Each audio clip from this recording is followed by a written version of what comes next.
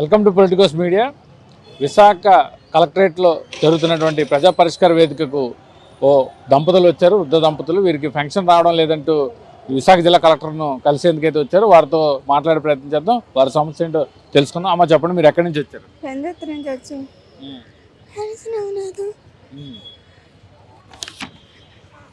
ఏంటి, దేనికోసం వచ్చారు మీరు ఇక్కడ కలెక్టరేట్కి? పెన్షన్ కోసం. మీకు పెన్షన్ ఏంటి సమస్య? మీకు సమస్య ఏంటి? కాలేజీ ఏడిపోయింది, సంవత్సరంన్నర అవుతుంది, పట్టించుకోలేదు. డబ్బులు ఇస్తారని వచ్చాము. ఏం పని చేస్తుంటారు మీరు? ఏ పని? కూలి పని చేసుకోండి. కూలి పని చేసుకున్నారు. సంవత్సరంన్నర క్రితం మీకు ఈ పక్షవాతం అనేది వచ్చిందమ్మా? సంవత్సరంన్నర పక్షవాతం వచ్చింది. అప్పటి నుంచి డబ్బులు రాలేదండి. పనికి వెళ్ళలేకపోతున్నారు మీరు?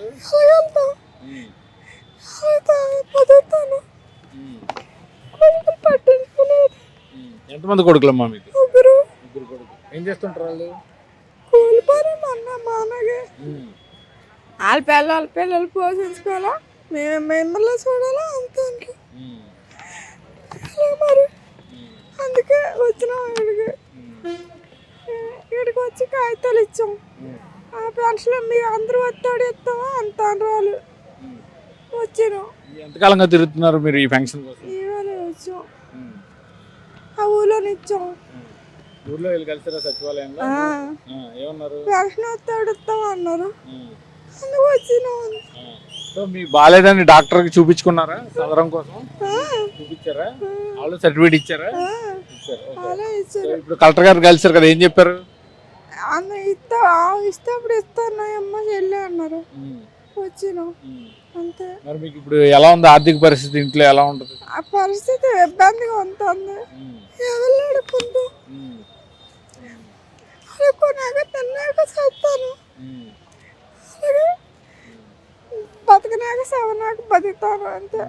మీరు ఎవరు అడుక్కుంటూ అలా ఉంటాను అంతే. మీకు ప్రభుత్వం పింఛన్ కావాలని కోరుతున్నారు, ఏం కావాలి మీకు? ఏం న్యాయం కావాలి చెప్పండి. పెన్షన్ కావాలని అంతే, ఏం కాదు. ఇస్తే తీసుకోవాలని శుద్ధంగా ఉన్నాం. మీ భర్తకు కూడా పెన్షన్ రావట్లేదు? మా భర్తకి రాలేదు, నాకు రాలేదు, అందుకే చూస్తాను. చెప్పండి, మీకెందుకు పెన్షన్ రావట్లేదు? మీరు అడిగారా? మేము అడిగామండి. ఇక వయసు మీకు ఇక అవ్వలేదని అప్పుడు చెప్పారండి, రాజశేఖర రెడ్డి గారు అబ్బాయి గారు పరిపాలనలో.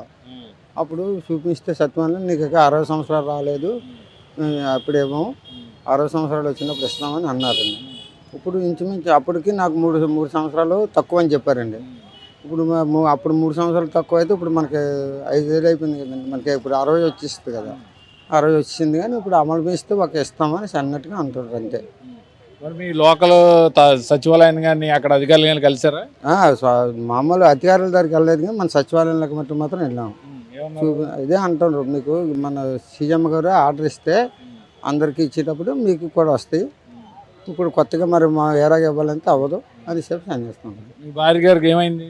కాలేజీ నోరు పడిపోయిందండి. 1 సంవత్సరం 6 మాసాలు అలాగా మెల్లిగా హాస్పిటల్కి అటు గీతమ్మ హాస్పిటల్కి అక్కడికి వెళ్ళి తీసుకుని వెళ్ళాం, చేయించుకున్నాం. కొద్దిగా నోరు వచ్చింది, కొద్దిగా కాలు కొద్దిగా వచ్చింది. ఇప్పుడు చెయ్యి మరి పూర్తిగా రాలేదండి. తిరుగుతాను, హాస్పిటల్కి తిప్పుతాను. ఏం పని చేస్తుంటారు మీరు? మామూలు కూలి పని చేసుకుంటాను అండి. మరి ఇప్పుడు చేతులు అంటే ఇలా ఇబ్బంది పరిస్థితులు, మీరు పనులకి వెళ్ళే పరిస్థితి లేదు కదా, మరి ఎలా పుట్టగా ఎలా గడుస్తుంది? మరి ఏడు చెప్తుంది, మరి అమ్మాయిని ఒక ఇంటి దగ్గర ఒగ్గేస్తాను, మరి మామూలుగా వెళ్తుందండి.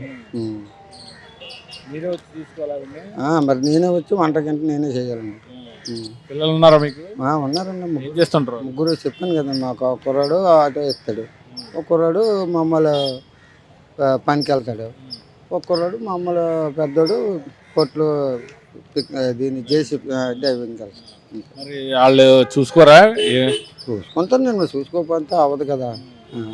చూడకపోతే మన పిల్లలు మన కామాన్ని చూడకపోతే మరి ఒప్పుకుంటుంది. పనికి వెళ్ళకపోతే ఇల్లు గడవదా?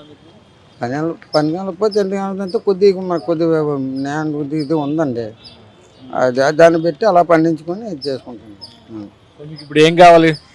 మాకు పెన్షన్ కావాలని వచ్చామండి. ఆ పెన్షన్ జరగలేదండి ఇప్పటికే, కానీ అదే కోరుకుంటాను. సో ఈ వృద్ధ దంపతులంతా కూడా తమకు పెన్షన్ కావాలని అయితే విశాఖ జిల్లా కలెక్టర్ని కోరేందుకు అయితే వచ్చారు. ముగ్గురు పిల్లలు ఉన్నప్పటికీ వాళ్ళ పరిస్థితి కూడా, ఎందుకంటే వాళ్ళు కూడా కూలి పనులు చేసుకునే పరిస్థితిలో ఉన్నారు కాబట్టి తమకు న్యాయం చేసి ప్రభుత్వం గుర్తించి తనకు సంవత్సరన్నర క్రితం పక్షవాతం రావడంతో ఇంటి పట్టునే ఉండే పరిస్థితి నెలకొందని, గతంలో అయితే పొలం పనులకో కూలి పనులకో వెళ్తే కొంచెం వచ్చిన ఆ కొంత మొత్తంలోనే జీవితం గడిపేవారమని, ఇప్పుడు ఆమెకు పక్షవాతం రావడంతో ఇంటి వద్దే ఉంటూ తన భర్తే పనులకు వెళ్ళి తిరిగి వచ్చిన డబ్బుతోనే ఇద్దరం జీవితం గడుపుతున్నామని వీరంతా కూడా ఆవేదన వ్యక్తం చేస్తున్నారు. ప్రభుత్వం గుర్తించి వీరికి పెన్షన్ సదుపాయం కల్పించాలని కోరుకుంటున్నారు. కెమెరామెన్ ముఖేష్తో కిరణ్, పొలిటికోస్, విశాఖ జిల్లా కలెక్టరేట్ వద్ద నుంచి. Please subscribe to the channel and download the Politicos app from the links in the description.